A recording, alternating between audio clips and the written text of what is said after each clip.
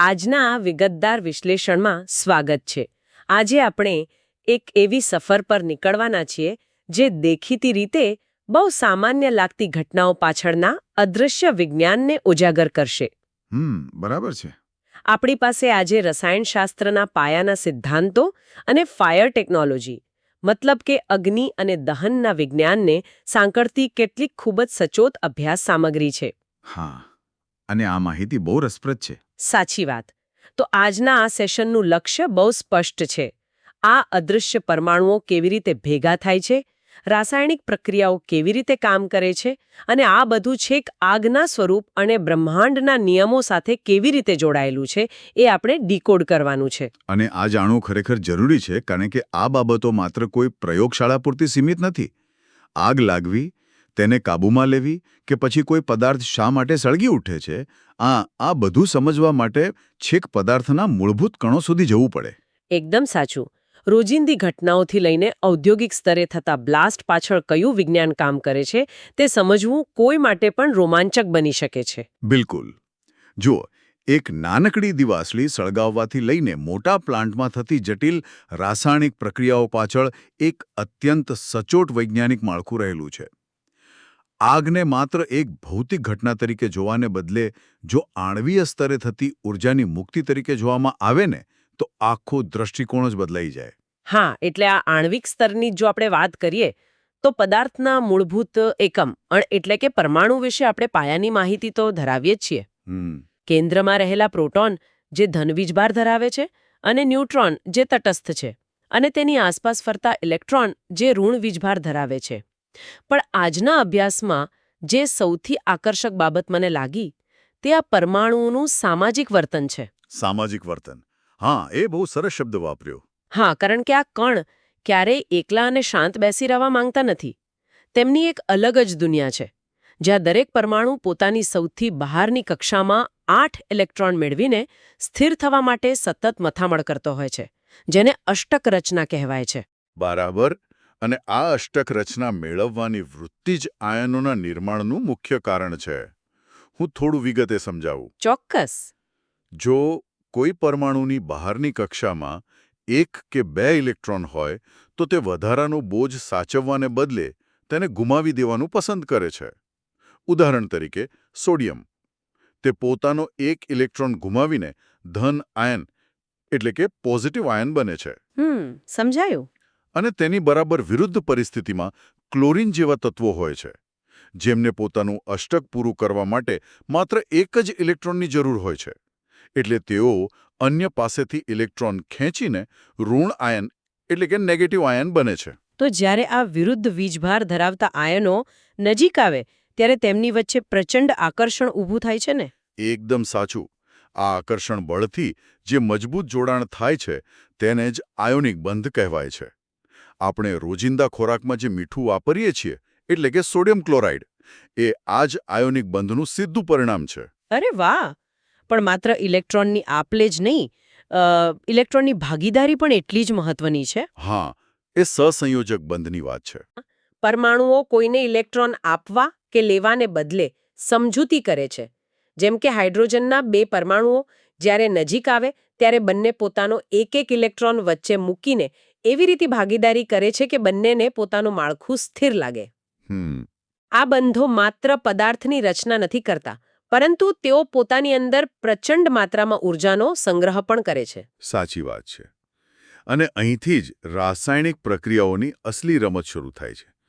પરમાણુઓ એકબીજા સાથે કેવી રીતે હાથ મિલાવે છે તે જાણવું જરૂરી છે, પણ તેઓ કેટલી ઝડપથી આ હાથ છોડી દે છે તે સમજવું વધુ રોમાંચક છે. અહીં એક ખૂબ જ રસપ્રદ વાત આવે છે, રાસાયણિક પ્રક્રિયાઓની ગતિ વિશે. બધી પ્રક્રિયાઓ કંઈ ધડાકાભેર નથી થતી. ના, બિલકુલ નહીં.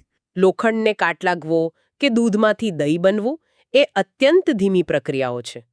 પણ મેગ્નેશિયમની પટ્ટીને સળગાવવામાં આવે ત્યારે ઓક્સિજન સાથેની તેની પ્રક્રિયાનો વેગ એટલો તીવ્ર હોય છે કે આંખના પલકારામાં તેજસ્વી પ્રકાશ સાથે રાસાયણિક ફેરફાર થઈ જાય છે. બરાબર. પ્રક્રિયાઓનો આ વેગ જ નક્કી કરે છે કે મુક્ત થતી ઊર્જા ધીમે ધીમે વાતાવરણમાં ભળી જશે કે પછી એક ભયાનક આગનું સ્વરૂપ ધારણ કરશે. અને આ રાસાયણિક વાતાવરણને સમજવા માટે આપણે એસિડ અને બેઝનો ખ્યાલ પણ સમજવો પડે. હા, ઐતિહાસિક રીતે જોઈએ તો રોબર્ટ બોઇલ જેવા વૈજ્ઞાનિકોએ સ્વાદ અને લિટમસ પેપરના રંગ પરથી એસિડ અને બેઝને અલગ તારવ્યા હતા, જે પ્રાથમિક પણ વ્યવહારુ પદ્ધતિ હતી. એસિડ ભૂરા લિટમસને લાલ બનાવે અને બેઝ લાલને ભૂરું બનાવે. પણ આધુનિક રસાયણશાસ્ત્ર, ખાસ કરીને આર્હેનિયસના સિદ્ધાંત મુજબ, આખી વાત આયણો પર આવીને ઊભી રહે છે. જે પદાર્થ પાણીમાં ઓગળીને હાઇડ્રોજનના ધન આયનો એટલે કે H+ મુક્ત કરે તે એસિડ, અને જે હાઇડ્રોક્સિલના ઋણ આયનો એટલે કે OH- મુક્ત કરે તે બેઝ. આ આયનોની સાંદ્રતા જ કોઈપણ દ્રાવણની પ્રકૃતિ નક્કી કરે છે. અને આ સાંદ્રતા માપવાની પદ્ધતિ એટલે pH સ્કેલ. બરાબર, pH સ્કેલ. હા, આ સ્કેલની ગણતરી માટે એક ગાણિતિક સૂત્ર આપવામાં આવ્યું છે, પણ તેનો કન્સેપ્ટ બહુ મહત્વનો છે. pH એ એક લોગરિધમિક સ્કેલ છે. આનો સીધો અર્થ એ થાય છે કે 0 થી 14 સુધીના આ માપક્રમમાં દરેક એકમનો ઘટાડો દ્રાવણની એસિડિટીમાં 10 ગણો વધારો સૂચવે છે. હા, એટલે જો કોઈ દ્રાવણનું pH મૂલ્ય 6 થી ઘટીને 5 થાય તો તે પહેલા કરતાં 10 ગણું વધુ એસિડિક બની જાય છે. શુદ્ધ પાણી 7ના મૂલ્ય સાથે તટસ્થ છે. આ નાનકડો સ્કેલ ઔદ્યોગિક રસાયણોની પ્રકૃતિ નક્કી કરવામાં અને તેમાંથી ઊભા થતા ફાયરના જોખમોનો અંદાજ કાઢવામાં બહુ નિર્ણાયક છે. ચોક્કસ. અને આ જોખમોની વાત આવે ત્યારે સીધું જ ધ્યાન અગ્નિ અને દહનના વિજ્ઞાન તરફ ખેંચાય છે. આયનોની ફેરબદલી હોય કે બંધોનું તૂટવું, આખરે તો આ બધું ઊર્જાની જ એક રમત છે. હા, દહનની શરૂઆત. જ્યારે કોઈ પ્રક્રિયામાં ઊર્જા મુક્ત થવાનો વેગ બેકાબૂ બને છે, ત્યારે દહન એટલે કે કમ્બશન થાય છે. અહીં મને જ્વલન બિંદુ અથવા ઇગ્નિશન ટેમ્પરેચરનો ખ્યાલ બહુ રસપ્રદ લાગ્યો. હા, એ બહુ પાયાનો ખ્યાલ છે. હવાની હાજરીમાં કોઈપણ પદાર્થ જે ન્યૂનતમ તાપમાને સળગવાનું શરૂ કરે તેને તેનું જ્વલન બિંદુ કહેવાય. લાકડાનો મોટો ટુકડો એક નાનકડી ચિંગારીથી સળગતો નથી, કારણ કે તેનું જ્વલન બિંદુ ઊંચું છે, તેને સતત ગરમી આપવી પડે. જ્યારે પેટ્રોલ કે અમુક વાયુઓનું જ્વલનબિંદુ એટલું નીચું હોય છે કે સામાન્ય તાપમાને એક નાનકડો તણખોલો પણ મોટી આગ પેદા કરી શકે છે. બિલકુલ સાચું. અને જો આપણે આને મોટા ચિત્ર સાથે જોડીએ ને, તો દહનની પ્રક્રિયા માત્ર સળગવા પૂરતી સીમિત નથી. તે કેવી રીતે સળગે છે તે વધુ અગત્યનું છે. દહનના મુખ્યત્વે 2 પ્રકાર છે. કયા કયા? સંપૂર્ણ દહન અને અપૂર્ણ દહન. જ્યારે બળતણને પૂરતા પ્રમાણમાં ઓક્સિજન મળે છે ત્યારે સંપૂર્ણ દહન થાય છે. આમાં પદાર્થ પૂરેપૂરો બળી જાય છે, ગરમી મહત્તમ મુક્ત થાય છે અને જ્યોત ભૂરા રંગની જોવા મળે છે. આપણા ઘરના ગેસના ચૂલામાં જે ભૂરી જ્યોત હોય છે તે આનું જ ઉદાહરણ છે. હા, એ તો રોજ જોવા મળે. પણ ખરો ભય અપૂર્ણ દહનમાં રહેલો છે. જ્યારે ઓક્સિજનનો પુરવઠો ઘટી જાય ત્યારે બળતણ સંપૂર્ણપણે સળગી શકતું નથી. એટલે કે આગને પૂરતો શ્વાસ લેવા મળતો નથી. બરાબર. પરિણામે ગરમી ઓછી ઉત્પન્ન થાય છે, પણ કાળા ધુમાડા અને કાર્બન મોનોક્સાઇડ જેવા ઝેરી વાયુઓ બહુ વધી જાય છે. બંધ ઓરડામાં લાગતી આગમાં મોટાભાગના મૃત્યુ જ્વાળાઓથી નહીં, પણ આ ગૂંગળામણ કરતા ધુમાડાથી થતા હોય છે. આ બહુ જ ભયાનક બાબત છે. મતલબ કે ઓક્સિજનની ગેરહાજરી માત્ર આગને ઓલવતી નથી, પણ અમુક તબક્કે તેને વધુ જીવલેણ પણ બનાવે છે. એકદમ સાચું. હવે આગ લાગવા માટે 3 પરિબળો ભેગા થવા જરૂરી છે, જેને ફાયર ટ્રાયંગલ કહેવાય છે. હા, મેં આ વિશે વાંચ્યું હતું સ્ત્રોતમાં. પહેલું છે દહનશીલ પદાર્થ, એટલે કે બળતણ, જેમ કે લાકડું, પેટ્રોલ કે CNG. બીજું છે દહન પોષક પદાર્થ, એટલે કે ઓક્સિજન. અને ત્રીજું પરિબળ છે પર્યાપ્ત ગરમી, જે પદાર્થને તેના જ્વલન બિંદુ સુધી પહોંચાડે છે. ફાયર ફાઇટિંગનું આખું વિજ્ઞાન આ ત્રિકોણની કોઈપણ એક બાજુને તોડી નાખવા પર આધારિત છે. એટલે જ આપણે આગ બુઝાવવા માટે અલગ અલગ સાધનો વાપરીએ છીએ. પાણીનો મારો ચલાવવાથી આગનું તાપમાન ઝડપથી નીચે આવે છે, જેથી પદાર્થ જ્વલન બિંદુથી નીચે પહોંચી જાય. હા, પણ દરેક જગ્યાએ પાણી કામ આવતું નથી. સાચી વાત. ખાસ કરીને ઔદ્યોગિક આગમાં ત્યાં ઓક્સિજનનો સંપર્ક કાપી નાખવાની પદ્ધતિ અપનાવવામાં આવે છે. આ માટે આધુનિક ફાયર ફાઇટિંગમાં ફોમ અને DCP પાવડર એટલે કે ડ્રાય કેમિકલ પાવડરનો વ્યાપક ઉપયોગ થાય છે.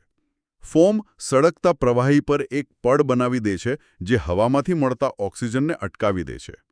અને આ ઉપરાંત આવા જોખમી વાતાવરણમાં કામ કરવા માટે બચાવકર્મીઓ BA-સેટ એટલે કે બ્રીધિંગ એપરેટસ સેટનો ઉપયોગ કરે છે ને, કારણ કે ત્યાં ઓક્સિજન હોતો નથી અને ઝેરી વાયુઓ હોય છે. બિલકુલ.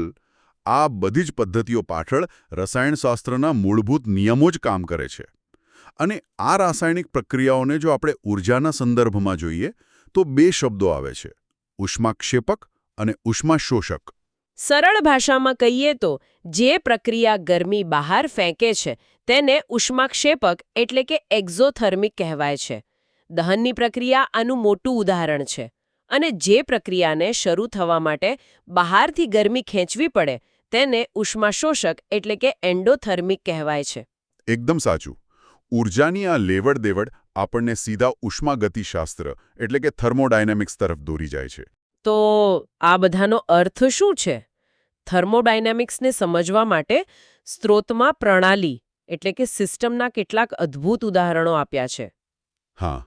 મુખ્યત્વે 3 પ્રકારની પ્રણાલી હોય છે. પહેલી, ખુલ્લી પ્રણાલી એટલે કે ઓપન સિસ્ટમ, જ્યાં ઊર્જા અને દ્રવ્ય બંનેની આપ-લે થાય. રકાબીમાં મૂકેલો ગરમ ચાનો કપ આનું બેસ્ટ ઉદાહરણ છે. બરાબર. ચામાંથી વરાળ પણ ઉડે એટલે દ્રવ્ય ગયું, અને ગરમી પણ જાય એટલે ચા ઠંડા પડે. બીજી છે બંધ પ્રણાલી એટલે કે ક્લોઝડ સિસ્ટમ. જો આપણે તપેલીને ઢાંકી દઈએ તો વરાળ બહાર નહીં જાય, પણ ગરમી વાતાવરણમાં જશે એટલે પાણી ઠંડુ થશે. અહીં માત્ર ઊર્જાની આપ-લે થાય છે. અને ત્રીજો પ્રકાર છે નિરાળી પ્રણાલી એટલે કે આઇસોલેટેડ સિસ્ટમ. થર્મોસ ફ્લાસ્ક આ રીતે જ કામ કરે છે, જ્યાં ઊર્જા કે દ્રવ્ય બેમાંથી એક પણ વસ્તુની આપ-લે થતી નથી. આનાથી થર્મોડાયનામિક્સનો પ્રથમ નિયમ બહુ સ્પષ્ટ થાય છે. ઊર્જાનું સર્જન કે વિનાશ થતો નથી, માત્ર સ્વરૂપ બદલાય છે. લાકડું સળગે ત્યારે રાસાયણિક ઊર્જા ઉષ્મા અને પ્રકાશમાં ફેરવાય છે. બિલકુલ. આનાથી એક મહત્વપૂર્ણ પ્રશ્ન ઊભો થાય છે કે આ ઊર્જા મુક્ત કેટલી થાય છે? રાસાયણિક ગણતરીઓ માટે મોલનો ખ્યાલ બહુ અગત્યનો છે. હા, 1 મોલ એટલે 6.023 × 10⁻23. આ બહુ મોટો આંકડો છે. રસાયણશાસ્ત્રીઓ માટે આ એક ડઝન ગણવા જેવી જ પદ્ધતિ છે. એક સામાન્ય આગમાં પણ અબજોની સંખ્યામાં કણો પ્રક્રિયા કરતા હોય છે. અને આ કણોની રચના જ બળતણની પ્રકૃતિ નક્કી કરે છે, ખાસ કરીને હાઇડ્રોકાર્બન્સ. એટલે કે કાર્બન અને હાઇડ્રોજનથી બનેલા સંયોજનો. હા, તેમાં 2 પ્રકાર હોય: સંતૃપ્ત અને અસંતૃપ્ત. સંતૃપ્ત હાઇડ્રોકાર્બન્સ જેમ કે મિથેન, ઇથેન એમાં માત્ર એક જ બંધ હોય છે. પણ અસંતૃપ્ત હાઇડ્રોકાર્બન્સમાં દ્વિબંધ કે ત્રિબંધ હોય છે. અને આ વધારાના બંધો પોતાની અંદર પ્રચંડ ઊર્જા છુપાવીને બેઠા હોય છે. જ્યારે આવા પદાર્થો સળગે ત્યારે અનેક ગણી વધુ ગરમી મુક્ત થાય છે. ફાયર ફાઇટર્સ માટે આ જાણકારી જીવ બચાવવા માટે નિર્ણાયક બની શકે છે. સાચી વાત. હવે આ બધી જ ઊર્જાની મુક્તિ આપણને થર્મોડાયનેમિક્સના બીજા નિયમ તરફ લઈ જાય છે. બીજો નિયમ કહે છે કે બ્રહ્માંડમાં એન્ટ્રોપી હંમેશા વધે છે. બરાબર.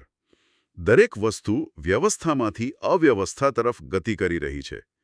એક ગોઠવાયેલું લાકડું જ્યારે સળગે છે ત્યારે તે પોતાની વ્યવસ્થિત સંરચના ગુમાવી દે છે. ધુમાડો, વાયુઓ અને ગરમી ચારે તરફ અનિયંત્રિત રીતે ફેલાઈ જાય છે. આ જ તો એન્ટ્રોપીનો વધારો છે. બિલકુલ. દરેક રાસાયણિક પ્રક્રિયા અને દહન આ અવ્યવસ્થા વધારવામાં પોતાનો ફાળો આપે છે. ખરેખર અદ્ભુત. આજના આ વિશ્લેષણમાં આપણે પરમાણુઓની ઇલેક્ટ્રોન મેળવવાની દોડધામથી શરૂઆત કરી. પછી આયોનિક અને સહસંયોજક બંધો, રાસાયણિક પ્રક્રિયાઓનો વેગ અને એસિડ બેઝના સિદ્ધાંતો જોયા. અને આપણે આગ, દહનના પ્રકારો, ફાયર ટ્રાયેંગલ અને છેલ્લે થર્મોડાયનેમિક્સના નિયમો વિશે પણ ઊંડાણપૂર્વક ચર્ચા કરી. ફાયર ટેકનોલોજી જેવી પ્રાયોગિક વિદ્યાનો પાયો રસાયણશાસ્ત્રના અદૃશ્ય સિદ્ધાંતો પર જ રચાયેલો છે. એકદમ સાચી વાત. તો આ જ વિચાર સાથે આજના સેશનને અંત તરફ લઈ જઈએ. આપણે જોયું કે થર્મોડાયનેમિક્સનો બીજો નિયમ કહે છે કે બ્રહ્માંડ સતત એન્ટ્રોપી એટલે કે અવ્યવસ્થા તરફ આગળ વધી રહ્યું છે.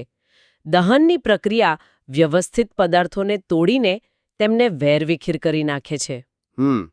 તો આજના સેશનના અંતે વિચારવા લાયક પ્રશ્ન એ છે કે જ્યારે પણ આપણે પૃથ્વી પર ઊર્જા મેળવવા માટે ઈંધણ સળગાવીએ છીએ કે આગ પ્રગટાવીએ છીએ ત્યારે શું આપણે ખરેખર બ્રહ્માંડને તેની અંતિમ સંપૂર્ણ અવ્યવસ્થા એટલે કે ટોટલ ડિસઓર્ડર તરફ થોડું વધુ ઝડપથી ધકેલી રહ્યા છીએ? આ બાબત પર ચોક્કસ વિચાર કરજો. આજના આ વિગતવાર વિશ્લેષણમાં જોડાવા બદલ આભાર. આવજો.